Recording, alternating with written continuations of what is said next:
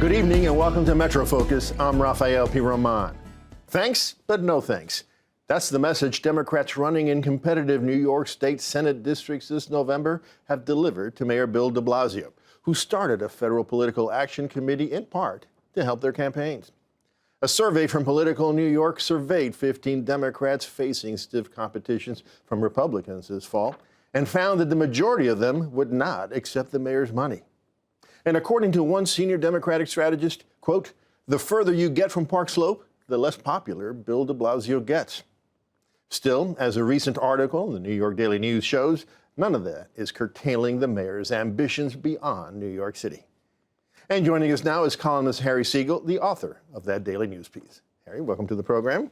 Thanks, Rafa. So, Harry, the actual title of your piece is Bill Goes Big Again. He can't contain his national ambitions. How much of his time as mayor has Bill de Blasio spent chasing his national presidential ambitions, would you say? Too much, and from very early on. Yeah. The funny thing is, it's hard to say if he's a stop clock or if he was just ahead of his time, both nationally and with the state Senate, where he's offering his support and Democrats are saying no thanks. De Blasio saw that there was going to be a progressive wave rising and wanted to position himself on top of that. Yeah, so he was right about that early on. Right, and the issue is he'd just come into New York. He had a fairly limited slate of accomplishments. He got this pre-K program, universal pre-K up and running. And he did a very good job with that, but he didn't get the tax he promised in exchange, and he actually angered the governor and a lot of the state Senate in the course of trying to. And so he had this sort of thin record, and he said, I'm the mayor of the biggest city. I'm a progressive. I should be a hero. Call on me, before he sort of had the bona fides to do that, and maybe before the moment was there to even try. And then he's been continuously sort of trying to do that ever since, but also sort of trying to play his power position in New York. So he endorsed Hillary Clinton while blinking his eyes in Morse code. My kids really like Bernie Sanders. So I think as a tactician, he's been almost visionary. Like he really saw where the Democratic Party in New York and nationally was going. And as a strategist, he's done himself no good at all, and has often looked feeble and foolish. He did a candidates forum the candidates didn't show up to. During the presidential race, and he's sort of continually trying to assert himself. He has this new PAC, and this is a guy who got into all sorts of fundraising trouble and legal investigations from his previous efforts that doesn't have much money because he has to do it more honestly now. And in New York, people don't want that money. It's not worth the attack. And we'll get that in a second. But, despite all this that you just mentioned, he believes that he's the candidate that America has been waiting for. I mean, unlike the quote that I gave at the beginning of that strategist who says he's less popular beyond Park Slope, he believes he's more popular. He said so. He's more popular outside New York. Is he right? 6 weeks before the mayoral primary in 2013, Bill de Blasio was the public advocate, which is a joke position, and had no chance of being mayor.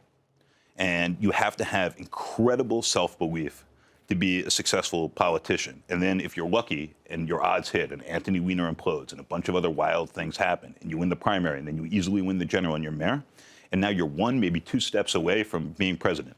And there's a few hundred people in America who are there at any given point. You have to have this superstitious, almost ridiculous belief in your own judgment. The issue is, as you know, like getting very lucky once does not mean it's very likely you're going to get very lucky again. But you have to, as Trump does, for instance, just sort of continually assert and play that position and hope that hits. So, even though the candidates running for the state Senate, the Democratic candidates running for, don't really want his money, you say in your article that if the Democrats take control of the state Senate, that's going to be a political boon to the mayor. Could it be a political boon to his presidential ambitions as well? I think he really might end up being on time. That in 2014, he raised his hand and said, we're going to flip the Senate, and warred with Cuomo functionally about this, kicked lots of money in, got investigated, and the Democrats did very badly. And all these upstate candidates ran attack ads being like, look at this guy, look at this tall man in his ridiculous liberal face. Is this who you want running New York State? So this year, he's stepping back, and maybe the anti-Trump resistance means without him playing that role, the state Senate really flips. And if New York is all blue and something like California, he is in a much stronger position. Money is flowing there.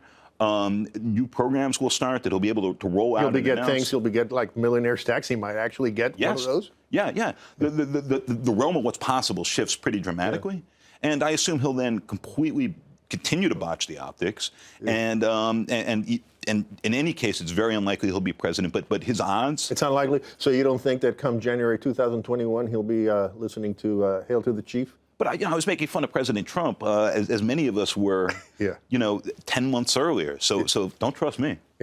Anything's possible. Yeah. All right. Well, Harry, thanks so much for joining us. Thanks for having me.